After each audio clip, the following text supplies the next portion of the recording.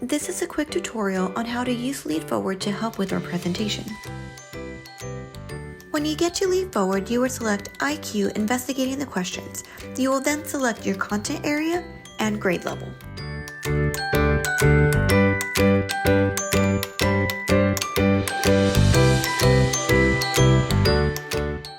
You will then select your filter, TEKS cluster, TEKS subcluster, or student expectations. I will select TEKS cluster. Next, select the clusters you would like. I would choose rational number of representations and operations and proportional reasoning. Select your student expectations. I will select all.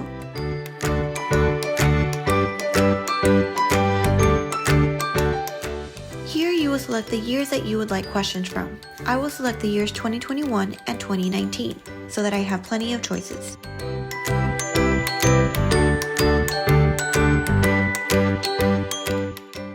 Scroll down and select your questions. Here you will see data analysis with the correct answer and TEK information.